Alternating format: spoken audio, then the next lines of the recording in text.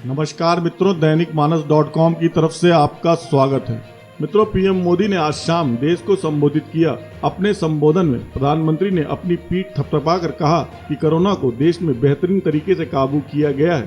PM Modi ने corona की दूसरी लहर का जिक्र करके कहा कि ये संकट 100 सालों का सबसे अभूतपूर्व संकट था, लेकिन सरकार ने इससे लड़ने के लिए हर संभव कोशिश की है। जब ऑक्सीजन की कमी हुई तो देश में उत्पादन बढ़ाने के साथ विदेशों से भी मदद ली गई। 10 गुना से ज्यादा ऑक्सीजन के प्रोडक्शन को बढ़ाया गया। दुनिया के हर कोने से जो कुछ मिल सकता था उसे लाया गया। जरूरी दवाओं के प्रोडक्शन को बढ़ाने के साथ विदेशों से दवा मंगाने के काम में भी कोई कसर नहीं छोड़ी गई है। प्रधानमंत्री ने कहा कि 1 साल के भीतर made in India vaccine launch कर दी गई है। भारत बड़े बड़े देशों से पीछे नहीं है। 23 करोड़ डोज लोगों को दी जा चुकी है। पीएम मोदी ने कहा कि प्रयासों में सफलता तब मिलती है जब अपने आप पर विश्वास होता है। हमें पूरी तरह से पता था कि वैज्ञानिक वैक्सीन बना लेंगे। जब वैज्ञानिक वैक्सीन बना रहे थे तब सरकार ने लॉजिस्टिक को लेकर तैयारियां शुरू कर दी थी। सरकार ने पहले ही वैक्सीन टास्क फोर्स का गठन कर दिया था। सरकार हर कदम पर वैक्सीन निर्माताओं के साथ खड़ी रही। आत्मनिर्भर भारत के साथ अन्य मदों में भी फंड मुहैया कराया गया। आज देश में 7 कंपनियां विभिन्न वैक्सीन का उत्पादन कर रही हैं। वैक्सीन की उपलब्धता बढ़ाने के लिए दूसरे देश से भी खरीद की जा रही है। मित्रों, बता दें कि प्रधानमंत्री ने कहा कि आज पूरे विश्व में वैक्सीन के लिए जो मांग है उसकी तुलना में उत्पादन करने वाले देश और वैक्सीन बनाने वाली कंपनियां बहुत कम है। कल्पना करिए कि अभी हमारे पास भारत में बनी वैक्सीन नहीं होती तो आज भारत जैसे विशाल देश में क्या होता। आप पिछले 50-60 साल का इतिहास देखेंगे तो पता चलेगा कि भारत को विदेशों से वैक्सीन प्राप्त करने में दशकों लग जाते थे। विदेशों में वैक्सीन का काम पूरा हो जाता था, तब भी हमारे देश में वैक्सीनेशन का काम शुरू नहीं हो पाता था। प्रधानमंत्री मोदी ने कहा कि सेकेंड वेव के दौरान अप्रैल और मई के महीनों में भारत में मेडिकल ऑक्सीजन की डिमांड अकल्पनीय रूप से बढ़ गई थी। भारत के इतिहास में कभी भी इतनी मात्रा में मेडिकल ऑक्सीजन की जरूरत महसूस नहीं की गई थी। इस जरूरत को पूरा करने के लिए युद्ध स्तर पर काम किया गया है। सरकार के सभी तंत्र लगे हैं। पीएम मोदी ने कहा कि हर आशंका को दरकिनार करके भारत ने 1 साल के भीतर ही एक ही नहीं बल्कि 2 made in India vaccine launch कर दी है। हमारे देश के वैज्ञानिकों ने यह दिखा दिया है कि भारत बड़े बड़े देशों से पीछे नहीं है। प्रधानमंत्री मोदी ने कहा कि आज जब मैं आपसे यहाँ पे बात कर रहा हूँ तो देश में 23 करोड़ से ज्यादा लोगों को वैक्सीन की डोज दी जा चुकी है। तो आइए मित्रों, इस वीडियो में सुनते हैं कि प्रधानमंत्री ने अपने देश के संबोधन में क्या कहा है। मित्रों, सब्सक्राइब करें दैनिक मानस को और दबाएं इस घंटे को, जिससे आपको हमारी सभी वीडियो सबसे पहले देखने को मिलती रहें। मेरे प्यारे देशवासियों, नमस्कार। कोरोना की दूसरी वेव और दूसरी वेव से हम भारतवासियों की लड़ाई जारी है। दुनिया के अनेक भारत भी इस लड़ाई के दौरान बहुत बड़ी पीड़ा से गुजरा है। हम में से कई लोगों ने अपने परिजनों को, अपने परिचितों को खोया है। ऐसे सभी परिवारों के साथ मेरी पूरी संवेदनाएं हैं। साथियों, बीते 100 वर्षों में आई ये सबसे बड़ी महामारी है, त्रासदी है। इस तरह की महामारी आधुनिक विश्व ने न देखी थी न अनुभव की थी। इतनी बड़ी वैश्विक महामारी से हमारा देश कई मोर्चों पर एक साथ लड़ा है। कोविड अस्पताल बनाने से लेकर आईसीयू बेड्स की संख्या बढ़ानी हो, भारत में वेंटिलेटर बनाने से लेकर टेस्टिंग लैब्स का एक बहुत बड़ा नेटवर्क तैयार करना हो, कोविड से लड़ने के लिए बीते 1.25 साल में ही देश में एक नया हेल्थ इंफ्रास्ट्रक्चर तैयार किया गया है। सेकंड वेव के दौरान अप्रैल और मई के महीने में भारत में मेडिकल ऑक्सीजन की डिमांड अकल्पनीय रूप से बढ़ गई थी। भारत के इतिहास में कभी भी इतनी मात्रा में मेडिकल ऑक्सीजन की जरूरत कभी भी महसूस नहीं की गई। इस जरूरत को पूरा करने के लिए युद्ध स्तर पर काम किया गया। सरकार के सभी तंत्र लगे। ऑक्सीजन रेल चलाई गई, एयरफोर्स के विमानों को लगाया गया, नौसेना को लगाया गया। बहुत ही कम समय में लिक्विड मेडिकल ऑक्सीजन के प्रोडक्शन में 10 गुना से ज्यादा बढ़ाया गया। दुनिया के हर कोने से, जहां कहीं से भी जो कुछ भी उपलब्ध हो सकता था, उसको प्राप्त करने का भरसक प्रयास किया गया, लाया गया। इसी तरह जरूरी दवाओं के प्रोडक्शन को कई गुना बढ़ाया गया। विदेशों में जहां भी दवाइयां उपलब्ध हो, वहां से उन्हें लाने में कोई कोर कसर बाकी नहीं छोड़ी गई। साथियों, कोरोना जैसे अदृश्य और रूप बदलने वाले दुश्मन के खिलाफ लड़ाई में सबसे प्रभावी हथियार कोविड प्रोटोकॉल है। मास्क, 2 गज की दूरी और बाकी सारी सावधानियां उसका पालन ही है। इस लड़ाई में वैक्सीन हमारे लिए सुरक्षा कवच की तरह है।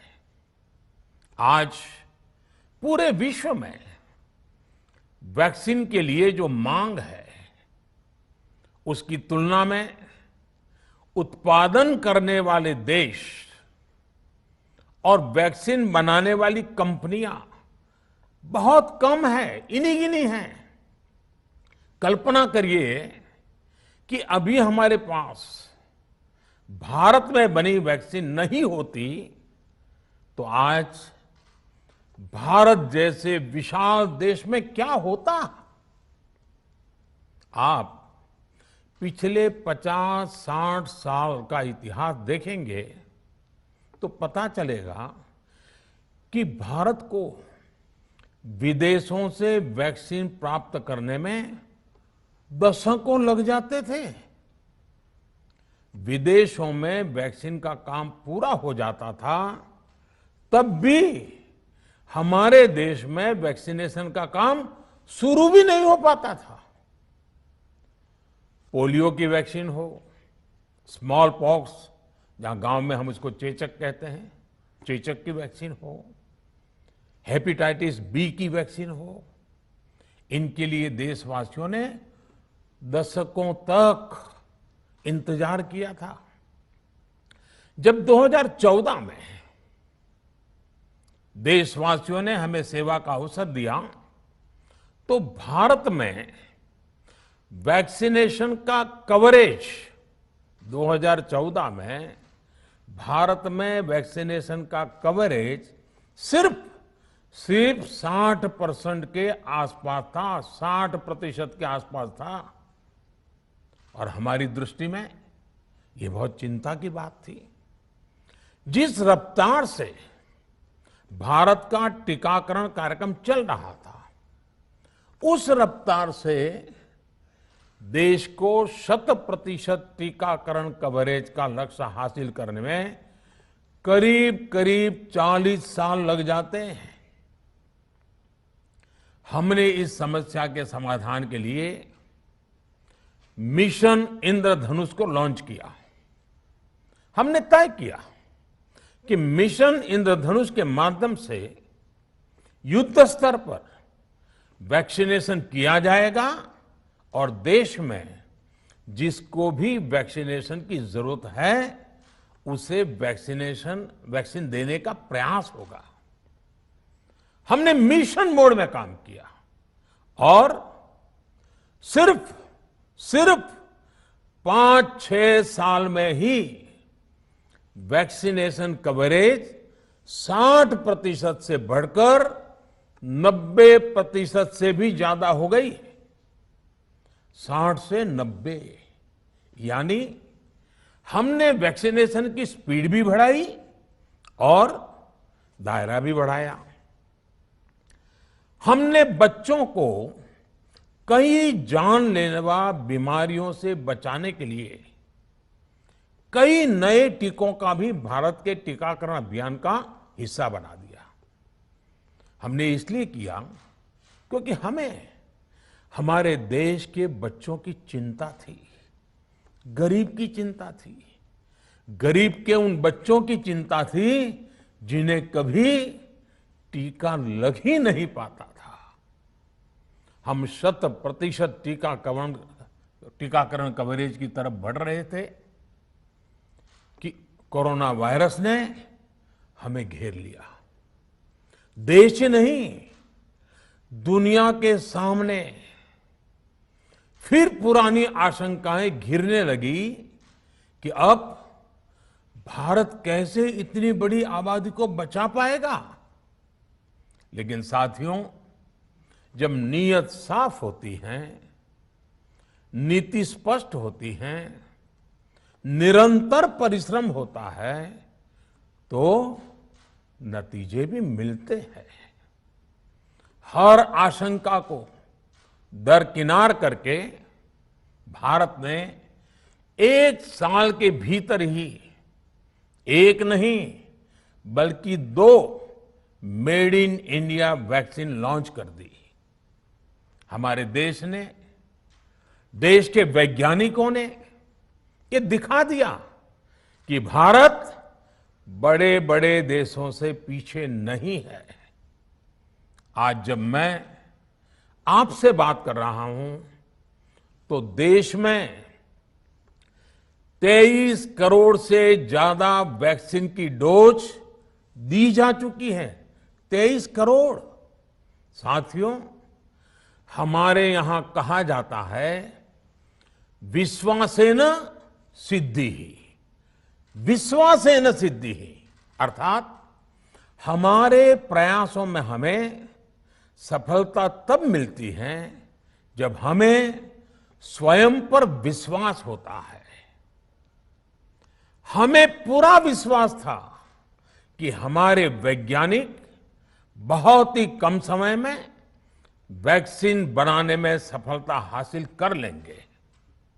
इसी विश्वास के चलते जब हमारे वैज्ञानिक अपना रिसर्च वर्क कर ही रहे थे, तभी हमने लॉजिस्टिक्स और दूसरी तैयारियां शुरू कर दी थी।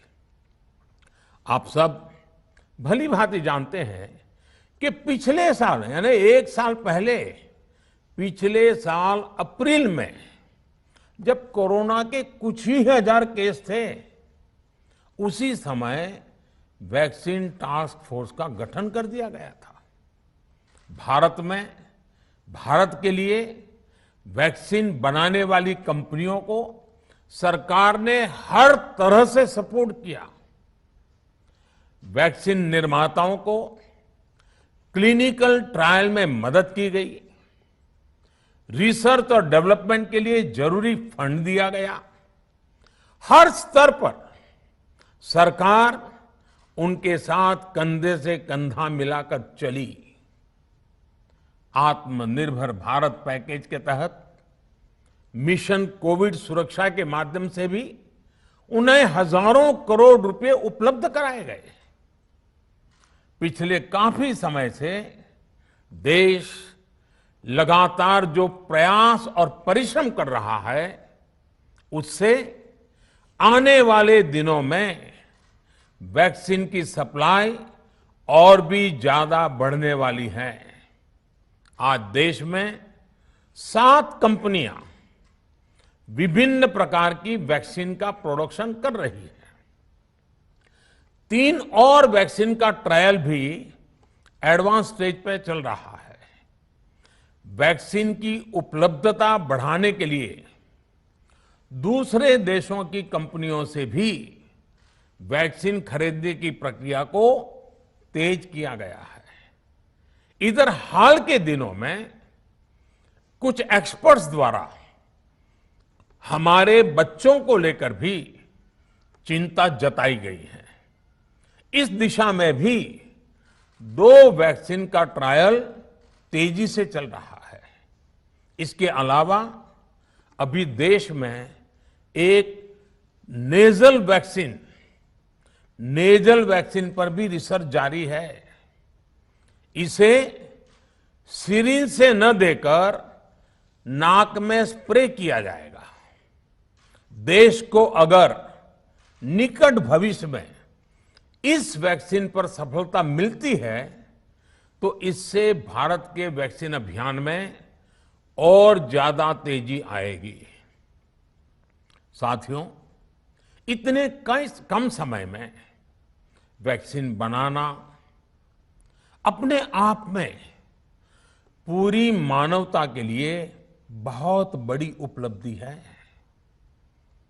लेकिन इसकी अपनी सीमाएं भी हैं। वैक्सीन बनने के बाद भी दुनिया के बहुत कम देशों में वैक्सीनेशन प्रारंभ हुआ और ज्यादातर समृद्ध देशों में ही शुरू हुआ। WHO ने वैक्सीनेशन को लेकर गाइडलाइंस दी। वैज्ञानिकों ने वैक्सीनेशन की रूपरेखा रखी और भारत ने भी जो अन्य देशों की बेस्ट प्रैक्टिसेस थी, विश्व स्वास्थ्य संगठन WHO के मानक थे, उसी आधार पर चरणबद्ध तरीके से वैक्सीनेशन करना तय किया। केंद्र सरकार ने मुख्यमंत्रियों के साथ हुई अनेकों बैठकों से जो सुझाव मिले, संसद के विभिन्न दलों के साथियों द्वारा जो सुझाव मिले, उसका भी पूरा ध्यान रखा। इसके बाद ही ये तय हुआ कि जिन्हें कोरोना से ज्यादा खतरा है उन्हें प्राथमिकता दी जाएगी।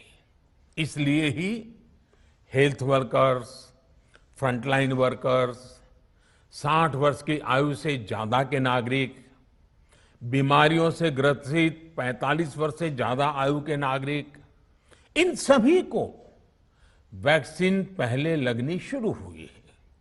आप कल्पना कर सकते हैं कि अगर कोरोना की दूसरी वेव से पहले हमारे फ्रंटलाइन वर्कर्स को वैक्सीन नहीं लगी होती तो क्या होता? सोचिए, हमारे डॉक्टर्स, नर्सिंग स्टाफ को वैक्सीन ना लगी तो क्या होता? अस्पतालों में सफाई करने वाले हमारे भाई बहनों को, एम्बुलेंस के हमारे ड्राइवर्स भाई बहनों को वैक्सीन ना लगी होती तो क्या होता? ज्यादा से ज्यादा हेल्थ वर्कर्स को वैक्सीनेशन होने की वजह से ही वो निश्चिंत होकर दूसरों की सेवा में लग पाए, लाखों देशवासियों का जीवन बचा पाए। लेकिन देश में कम होते कोरोना के मामलों के बीच केंद्र सरकार के सामने अलग अलग सुझाव भी आने लगे, भिन्न भिन्न मांगे होने लगी, पूछा जाने लगा, सब कुछ भारत सरकार ही क्यों तय कर रही है? राज्य सरकारों को छूट क्यों नहीं दी जा रही है? राज्य सरकारों को लॉकडाउन की छूट क्यों नहीं मिल रही है? One size does not fit all जैसी बातें भी कही गई। दलील ये दी गई कि संविधान में चूंकि हेल्थ, आरोग्य प्रमुख रूप से राज्य का विषय है, इसलिए अच्छा है कि सब राज्य ही करें। इसलिए इस दिशा में एक शुरुआत की गई। भारत सरकार ने एक बृहद गाइडलाइन बनाकर राज्यों को दी ताकि राज्य अपनी आवश्यकता और सुविधा के अनुसार काम कर सके। स्थानीय स्तर पर कोरोना कर्फ्यू लगाना हो, माइक्रो कंटेनमेंट जोन बनाना हो, इलाज से जुड़ी व्यवस्थाएं हो, भारत सरकार ने राज्यों की इन मांगों को स्वीकार किया। साथियों, इस साल 16 जनवरी से शुरू होकर अप्रैल महीने के अंत तक भारत का वैक्सीनेशन कार्यक्रम मुख्यतः केंद्र सरकार की देखरेख में ही चला। सभी को मुफ्त वैक्सीन लगाने के मार्ग पर देश आगे बढ़ रहा था। देश के नागरिक भी अनुशासन का पालन करते हुए अपनी बारी आने पर वैक्सीन लगवा रहे थे। इस बीच कई राज्य सरकारों ने फिर कहा कि वैक्सीन का काम डिसेंट्रलाइज किया जाए और राज्यों पर छोड़ दिया जाए। तरह तरह के स्वर उठे, जैसे कि वैक्सीनेशन के लिए एज ग्रुप क्यों बनाए गए। दूसरी तरफ किसी ने कहा कि उम्र की सीमा आखिर केंद्र सरकार ही क्यों तय करे। कुछ आवाजें तो ऐसी भी उठी कि बुजुर्गों का वैक्सीनेशन पहले क्यों हो रहा है। भांति भांति के दबाव भी बनाए गए। देश के मीडिया के एक वर्ग ने इसे कैंपेन के रूप में भी चलाया। साथियों, काफी चिंतन मनन के बाद इस बात पर सहमति बनी कि राज्य सरकारें अपनी तरफ से भी प्रयास करना चाहती हैं, तो भारत सरकार को क्यों इतराज हो और भारत सरकार इतराज क्यों करे। राज्यों की इस मांग को देखते हुए, उनके आग्रह को ध्यान में रखते हुए 16 जनवरी से जो व्यवस्था चली आ रही थी, उसमें प्रयोग के तौर पर एक बदलाव किया गया। हमने सोचा कि राज्य ये मांग कर रहे हैं, उनका उत्साह है, तो चलो भाई 25% का काम उन्हीं को सुपुर्द कर दिया जाए, उन्हीं को दे दिया जाए। स्वाभाविक है 1 मई से राज्यों को 25% काम उनके हवाले कर दिया गया। उसे पूरा करने के लिए उन्होंने अपने अपने तरीके से प्रयास भी किए। इतने बड़े काम में किस तरह की कठिनाइयां आती हैं, ये भी उनके ध्यान में आने लगा। उनको पता चला पूरी दुनिया में वैक्सीन की क्या स्थिति है, इसकी सच्चाई से भी राज्य परिचित हुए। और हमने देखा, एक तरफ मई में सेकेंड वेव, दूसरी तरफ वैक्सीन के लिए लोगों का बढ़ता रुझान, और तीसरी तरफ राज्य सरकारों की कठिनाइयां। मई में 2 सप्ताह बीतते बीतते कुछ राज्य खुले मन से ये कहने लगे कि पहले वाली व्यवस्था ही अच्छी थी। धीरे धीरे इसमें कई राज्य सरकारें जुड़ती चली गई। वैक्सीन का काम राज्यों पर छोड़ा जाए, जो इसकी वकालत कर रहे थे, उनके विचार भी बदलने लगे। एक अच्छी बात रही कि समय रहते राज्य पुनर्विचार की मांग के साथ फिर आगे आए। राज्यों की इस मांग पर हमने भी सोचा कि देशवासियों को तकलीफ ना हो, सुचारू रूप से उनका वैक्सीनेशन हो। इसके लिए 1 मई के पहले वाली, यानी 1 मई के पहले 16 जनवरी से अप्रैल अंत तक जो व्यवस्था थी, पहले वाली पुरानी व्यवस्था को फिर से लागू किया जाए। साथियों, आज ये निर्णय लिया गया है कि राज्यों के पास वैक्सीनेशन से जुड़ा जो 25% काम था, उसकी जिम्मेदारी भी भारत सरकार उठाएगी। ये व्यवस्था आने वाले 2 सप्ताह में लागू की जाएगी। इन 2 सप्ताह में केंद्र और राज्य सरकारें मिलकर नई गाइडलाइंस के अनुसार आवश्यक तैयारी कर लेगी। संयोग है कि 2 सप्ताह बाद 21 जून को ही अंतर्राष्ट्रीय योग दिवस भी है। 21 जून सोमवार से देश के हर राज्य में 18 वर्ष से ऊपर की उम्र के सभी नागरिकों के लिए भारत सरकार राज्यों को मुफ्त वैक्सीन मुहैया कराएगी। वैक्सीन निर्माताओं से कुल वैक्सीन उत्पादन का 75% हिस्सा भारत सरकार खुद ही खरीदकर राज्य सरकारों को मुफ्त देगी। यानी देश की किसी भी राज्य सरकार को वैक्सीन पर कुछ भी खर्च नहीं करना होगा। अब तक देश के करोड़ों लोगों को मुफ्त वैक्सीन मिली है। अब 18 वर्ष की आयु के लोग भी इसमें जुड़ जाएंगे। सभी देशवासियों के लिए भारत सरकार ही मुफ्त वैक्सीन उपलब्ध करवाएगी। गरीब हो, निम्न मध्यम वर्ग हो, मध्यम वर्ग हो या फिर उच्च वर्ग, भारत सरकार के अभियान में मुफ्त वैक्सीन ही लगाई जाएगी। हां, जो व्यक्ति मुफ्त में वैक्सीन नहीं लगवाना चाहते, प्राइवेट अस्पताल में वैक्सीन लगवाना चाहते हैं, उनका भी ध्यान रखा गया है। देश में बन रही वैक्सीन में से 25% प्राइवेट सेक्टर के अस्पताल सीधे ले पाए, ये व्यवस्था जारी रहेगी। प्राइवेट अस्पताल वैक्सीन की निर्धारित कीमत के उपरांत एक डोज पर अधिकतम 150 रुपये ही सर्विस चार्ज ले सकेंगे।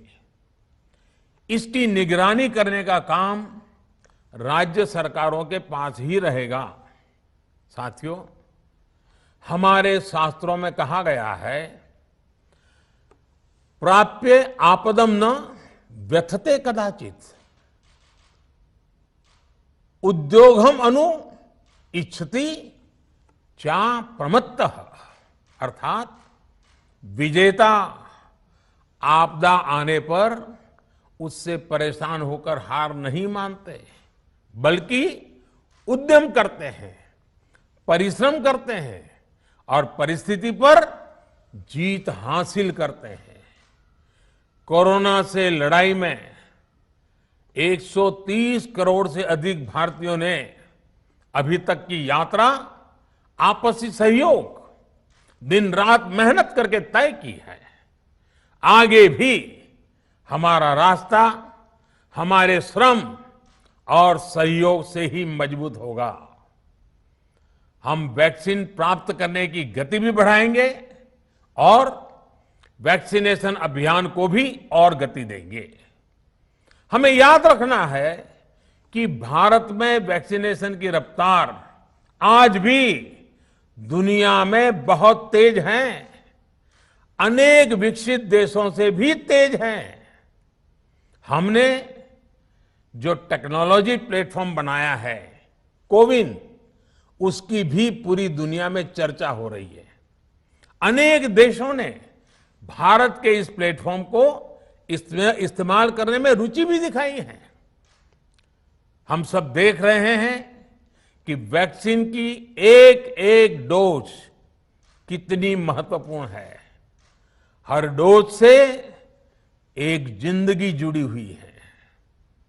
केंद्र सरकार ने ये व्यवस्था भी बनाई है कि हर राज्य को कुछ सप्ताह पहले ही बता दिया जाएगा कि उसे कब कितनी डोज मिलने वाली है। मानवता के इस पवित्र कार्य में वाद विवाद और राजनीतिक छींटाकशी से ऐसी बातों को कोई भी अच्छा नहीं मानता है। वैक्सीन की उपलब्धता के अनुसार पूरे अनुशासन के साथ वैक्सीन लगती रहे, देश के हर नागरिक तक हम पहुंच सके, ये हर सरकार, हर जनप्रतिनिधि, हर प्रशासन की सामूहिक जिम्मेदारी है। प्रिय देशवासियों, टीकाकरण के अलावा आज एक और बड़े फैसले में, उस फैसले से मैं आपको अवगत कराना चाहता हूं। पिछले वर्ष जब कोरोना के कारण लॉकडाउन लगाना पड़ा था, तो प्रधानमंत्री गरीब कल्याण अन्न योजना के तहत 8 महीने तक 80 करोड़ से अधिक देशवासियों को मुफ्त राशन की व्यवस्था हमारे देश ने की थी।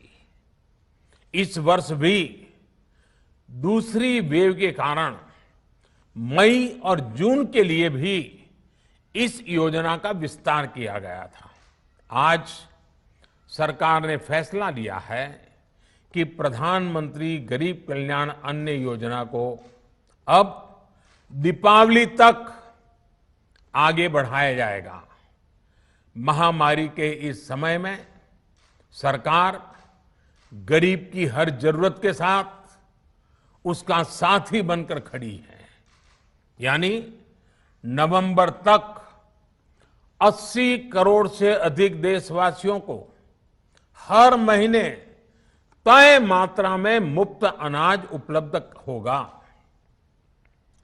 इस प्रयास का मकसद यही है कि मेरे किसी भी गरीब भाई बहन को, उसके परिवार को भूखा सोना ना पड़े। साथियों, देश में हो रहे इन प्रयासों के बीच कई क्षेत्रों से वैक्सीन को लेकर भ्रम और अफवाहों की जानकारी चिंता बढ़ाती है। ये चिंता भी मैं आपके सामने व्यक्त करना चाहता हूं। जब से भारत में वैक्सीन पर काम शुरू हुआ, तभी से कुछ लोगों द्वारा ऐसी बातें कही गई जिससे आम लोगों के मन में शंका पैदा हो। कोशिश ये भी हुई कि भारत के वैक्सीन निर्माताओं का हौसला पस्त पड़ जाए और उनके सामने अनेक प्रकार की बाधाएं आए। जब भारत की वैक्सीन आई तो अनेक माध्यमों से शंका आशंका को और बढ़ाया गया। वैक्सीन न लगवाने के लिए भांति भांति के तर्क प्रचारित किए गए। इन्हें भी देश देख रहा है। जो लोग वैक्सीन को लेकर आशंका पैदा कर रहे हैं, अफवाहें फैला रहे हैं, वो भोले भाले भाई बहनों के जीवन के साथ बहुत बड़ा खिलवाड़ कर रहे हैं। ऐसी अफवाहों से सतर्क रहने की जरूरत है। मैं भी आप सबसे, समाज के प्रबुद्ध लोगों से, युवाओं से अनुरोध करता हूं कि आप भी वैक्सीन को लेकर जागरूकता बढ़ाने में सहयोग करें। अभी कई जगहों पर कोरोना कर्फ्यू में ढील दी जा रही है, लेकिन इसका मतलब ये नहीं कि हमारे बीच से कोरोना चला गया है। हमें सावधान भी रहना है और कोरोना से बचाव के नियमों का भी सख्ती से पालन करते रहना है। मुझे पूरा विश्वास है हम सब कोरोना से इस जंग में जीतेंगे। भारत कोरोना से जीतेगा। इन्हीं शुभकामनाओं के साथ आप सभी देशवासियों का बहुत बहुत धन्यवाद। अगर आपको ये वीडियो पसंद आई हो तो नीचे कमेंट के माध्यम से हमें बताना न भूलें। अगर आपको ये वीडियो न पसंद आई हो तो भी हमें कमेंट के माध्यम से बताना न भूलें कि आपको इसमें क्या पसंद नहीं आया। और हमारी इस वीडियो को लाइक और शेयर करना भी न भूलें। हमारी इस वीडियो को देखने के लिए, अपना कीमती समय देने के लिए आपका धन्यवाद। शुभ दिन।